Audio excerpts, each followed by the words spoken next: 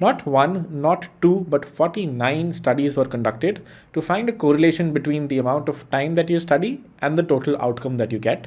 And the results might shock you. The results state that there's a very weak relationship between the two, which basically means the amount of hours that you put in studying does not necessarily mean you'll have a better outcome. So in this video, I'll be discussing 7 evidence-based steps that I personally have used or currently use in my life to make myself more productive and churn out more in less number of hours. Some of these are things I did back in the day during my IIT JEE preparation days. Some of these are things I do today as a software developer to churn out more code on a day-to-day basis. The first point is keep yourself busy. This is advice I got back in the day when I was preparing for IIT JEE, and the advice is fairly simple. If you have your mind blocked in 100 places during the day, you will be more productive because you won't have a free slot or time to think about random things around the world. These random things keep changing from time to time and generation to generation. It used to be YouTube back in the day. Today it's TikTok or Instagram.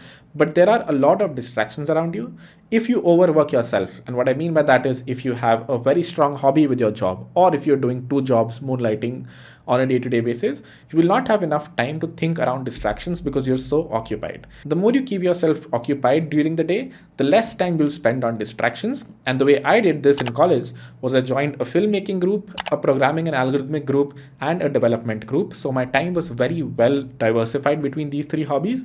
Whenever I got bored from programming, I would go back and filmmake, and vice versa. If you go to Cinesec's YouTube channel, you'll see a lot of videos in which I either acted, participated as an editor, or directed. And I was also pushing out code to GitHub, doing Google Summer of Code. And in one internship, I did both Amazon and GSOC at the same time. All of these might feel like things that are not possible for like a human to do, or that you need to be a superhuman. Trust me, it's not. There's a very nice saying here that I'm forgetting, but it's somewhere around the lines of you will never know you can do 2 jobs at the same time unless you've already done it. And once you do it, it'll be very difficult for you to go back. So in my opinion, distribute your time well amongst various hobbies. It would be nice if these are disjoint hobbies. For me, it was filmmaking, programming, and sports. This way, if you have a creative block in one place, you can move to the other. And when you come back to the place where you had a creative block, most probably it will be cleared because you've done something very different. And over the years, I've seen this always happens. Whenever I leave filmmaking for a year or 2, I'm not very happy in life generally and less productive. And when I start filmmaking, or back in the day when I was a consultant, I would do 2-3 jobs at the same time. I saw myself be more productive and better at 3 jobs versus how well I was performing at a single job. So you won't really realize the potential of your brain unless you push it. So point number 1, push yourself and overwork yourself. With that, let's move to the second point, reward yourself. Now that you've overworked yourself for weeks or months, the next thing you should definitely do is reward yourself. How do I do it? Back in my JEE days, I went for a 10-day recreational trip after my 11th before I started my 12th, because it's overworking for a year and then 10 days of retreat and then overworking for a year again. During those 10 days, try to shut yourself out from the world. Like, try to be away from Wi-Fi, even though I know it's very difficult. Try to spend time with friends or family so that whenever you're out for that 1 week, 10-day vacation, when you come back, you're basically rejuvenated to restart.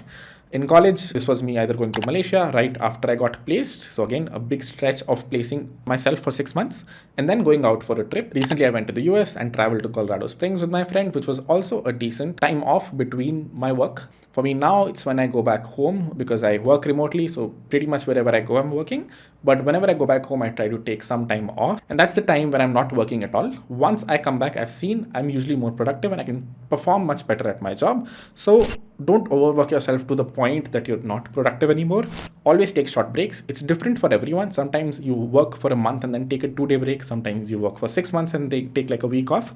It really depends on you. Personally, for me, I try to work in 3-month sprints and then take like a week off, so on and so forth. So definitely do this and try to do this on events that happen. For example, if you've changed a job, that's a decent time to go out for a vacation.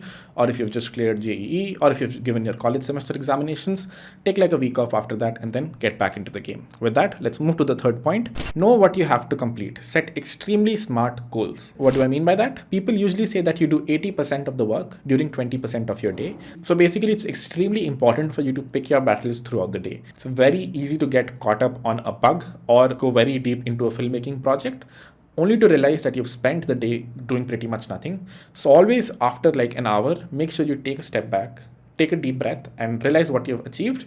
And if you feel you're not moving in the right direction, either move to a different hobby or a distinct hobby, as I said, or completely change the direction of your work for the next hour and then come back to it. Realize that we only have 24 hours in the day, amongst which I'd say around 10 hours are productive. So during this 10-hour productive work slot, which everyone in the world gets, you have to make sure to pick your battles right. If you don't, it's very easy for this to compound over years, for you to pick wrong battles and then eventually reach not where you want it to reach. And it's very easy to just take a step back, just think for 2 seconds and then pick the right battle and go from there. With that, let's move to the fourth point. This one is very personal to me. I've worked in the industry, so from the office from time to time. In college, I used to go to my library, sometimes work from my hostel room.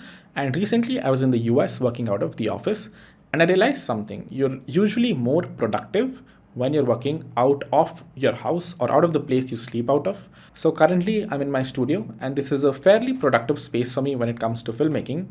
But when I'm working, I've realized if I go out of the house, if there's some 5 to 10 minute span of me going in an auto or going in a cab to a workstation, I think I'm much more productive throughout the day when I'm there. So if you're a student, try to go to the library. I think there are too many distractions back home. Like you can lay back on your bed and pretty much do anything all day, or like feel like you've been very productive working out of your bed but not be.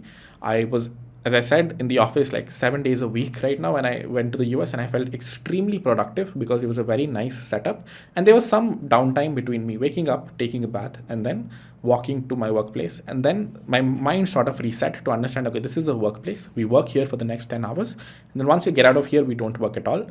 I think that's a decent strategy. So try to find either a co-working space or a library, anything that's not close to the place where you sleep at, because it's very easy to get lazy here. But if you step out of the house and go to a place, I saw this during my JE days as well. Like I used to be back home and extremely lazy, or like even if I would take a bath or like I would be very slow throughout the day. But if I would go to my tuition, which is like counterintuitive, I would spend half an hour in an auto going from my house to my tuition. But once I would reach there, my mind would sort of reset to start working.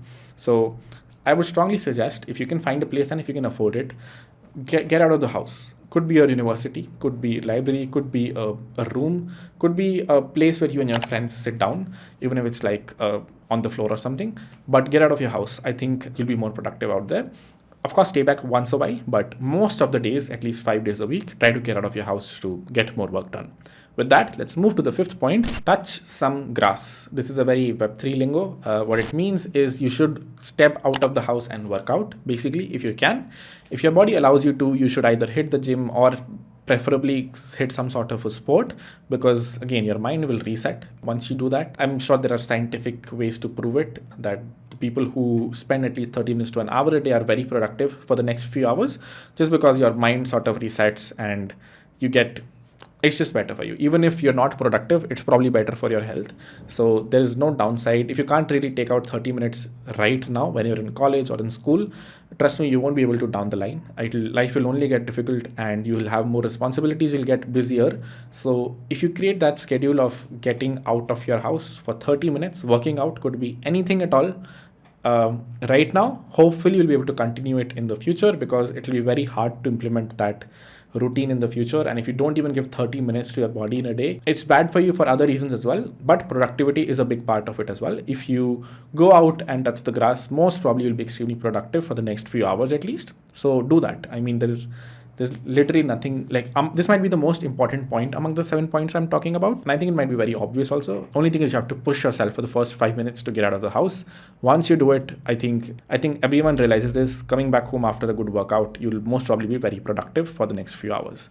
With that, let's move to the sixth point. Make notes effectively. Now, if you're a programmer, what this means is just creating a Notion to-do list for things that you have to do throughout the day.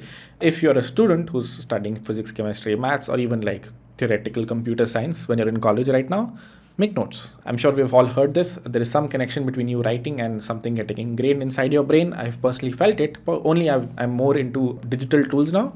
So whenever I have to learn something new, or when I was learning machine learning and AI, some theoretical computer science, I created a lot of Notion notes and then I would highlight them and go through them. There are a lot of videos that explain good ways of doing it. You don't have to do it in the best way, but try to write down notes. It feels like you're more involved when you're doing that. And if you're a programmer, then just create like a bunch of to-dos, things that you have to do today, things that you feel like you have to learn. If there's something nice that you want to read, but you don't have the time right now, create a list of things that you want to read in the future and then maintain them very well. Maybe open source it, and over time, I feel it'll make you more productive, because once you're on the internet, there's so much information out there. It's always good for you to stagger it down for the things that you feel are important and then eventually get back to it. With that, let's move to the 7th point. Please take care of your health. This is very similar to the point around touching grass. Only you have to do certain things when you're studying. For example, maintain a good posture. Make sure you're spending 40 minutes on the screen and then 5 minutes staring at something that's really far. Your eyes, your back, your knees are going to go away eventually in life, and it's best to delay that process as much as you can. And it's even worse for people who are doing sit down jobs like we are, and it's very easy to get carried away. Either start working from your bed or stay on your desk all day long. It'll come and bite you very soon. It is said that the testosterone of a human male who's in their 20s right now is similar to the testosterone of someone in their 50s from a few years ago, because we have such a stagnant lifestyle these days. So touch some grass, the same point again, and get those testosterone levels up. The way to do it is just take care of your health. And when you're working, get a standing desk, try to stand. Basic advice that everyone tells you to follow: don't have too much coffee. I've made a detailed video around the health impacts of this field.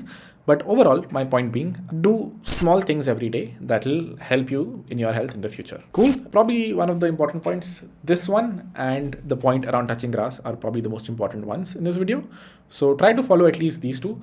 The other important one might be having a bunch of hobbies. I think that's super important. If you have, so for me, as I said, in college, it was filmmaking, programming and algorithms, and development. And I was doing great in all three. At the very end, I left filmmaking and I felt less productive, which is why I started filmmaking once I joined Goldman Sachs. So a hobby out of work is extremely necessary. You don't have to make it your job, but trust me, it'll, like, the side effect of it is you'll be much more productive in your job. That's at least what I've felt. So try to find some hobby and be like, I mean, you don't have to be an all-rounder. मैं वो नहीं कह रहा हूँ कि हाँ, you kill it in every field.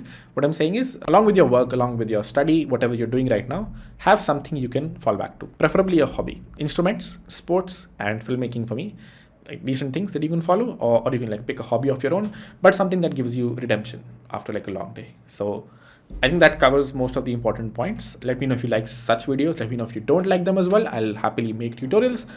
With that, I think that's the end of the video. I'm also back in India. Since we're at the end of this video, I can talk more candidly. So if you're in Delhi, let me know. Let's do a meetup. I think we're at 100K right now. Oh my God.